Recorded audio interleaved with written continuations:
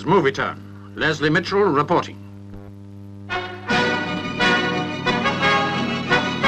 Around 10,000 of them, representing the hundreds of thousands whose jobs would be threatened if the TSR2 and similar projects are discontinued, marching to Hyde Park in a demonstration to save their industry.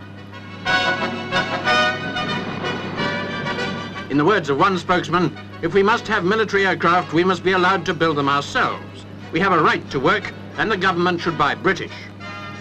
But if it doesn't, then we'll have to write off around 250 million, the cost of the TSR project to date. To import American bombers might be cheaper in the long run, but it could be a death blow to the industry.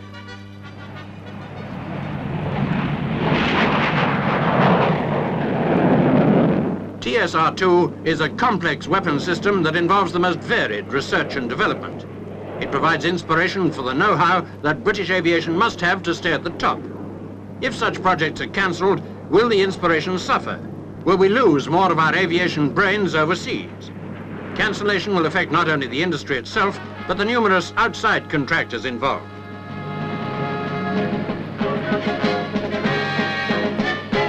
Somewhat ironically, it's a British idea that's been incorporated in the American TFX bomber, which could replace the TSR2. Dr. Barnes Wallis, inventor of the dam-busting bomb, first conceived this idea of a plane which could alter its shape in flight. Wings forward for takeoff and landing, swept back for supersonic flight.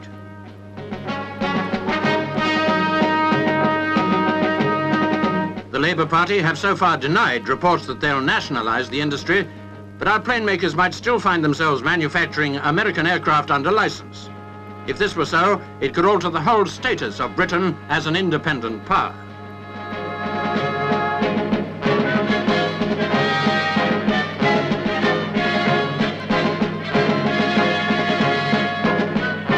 Many of these demonstrators must be confused by a desire to secure their future without embarrassing the policies of the Labour government. But they've suffered some embarrassment themselves. The election promise by Labour to continue the TSR2 and guarantee their jobs. A broken promise could bring loss of faith with loss of job. The government has to find a policy which will reassure not only a vast industrial force, but the whole country.